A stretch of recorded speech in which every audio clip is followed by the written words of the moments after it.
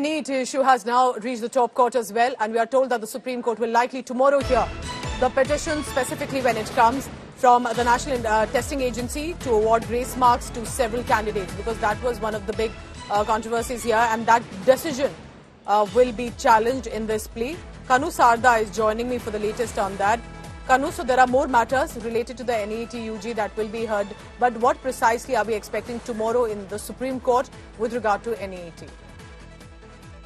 Well, Pooja, the hearing will take place today also, in some batch of petitions which are being filed by the batch of students seeking challenging the grace mark system granted by the NTA, and as well as with a plea that the exam should be reconducted because the results declared were not at par with whatever the system was.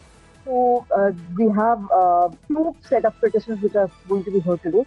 The petition filed by NTA is likely to be listed anytime either today or tomorrow, because the NTA is saying that various high courts across the country are hearing the NTA petitions against the NEET exam. So they want a club of all those exams and are seeking a transfer of cases to the Supreme Court.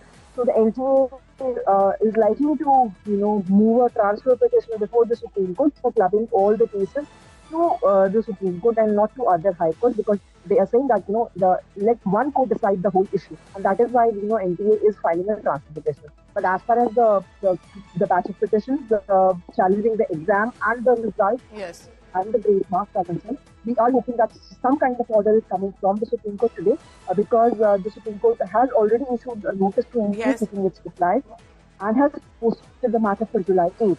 But we are seeing a lot of students are coming again and again to the Supreme Court. So it is likely that the Supreme Court may take cognizance of the case today itself, and can pass some kind of order on the counselling as well.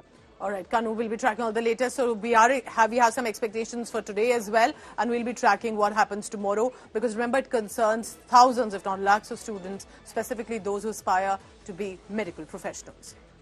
Now, what is the controversy about? If you're wondering, why are these young students who've given NEET examinations, which is National Eligibility Cum Entrance Test, and that was pre-medical earlier, here let me tell you what are some of the issues concerning. That there were some grace marks that were given. What does that mean? 1,563 candidates were given grace marks for the loss of time. So just managed to, that they have cleared the examination. Is that acceptable?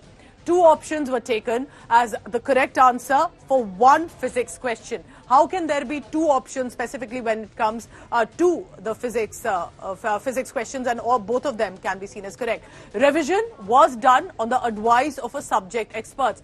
Revision of answers key is being asked, and specifically when it comes to a lot of whether it's a recalculation or revision that needs to be done with the exam. But here what is important, two candidates, this is one of the big highlights. Two candidates got 718 and 719 marks due to grace marks. So some people are saying that some of them have managed to get the final total perfect score, and that cannot be possible. The higher cutoff due to the better overall performance. Now, obviously, if most of them have got a good result, that means higher performance, higher results. 44 candidates scored 720, the perfect score, due to the revision done in the answer key. So this is what is happening precisely right now. 6 candidates got 720 out of 720 due to the grace marks.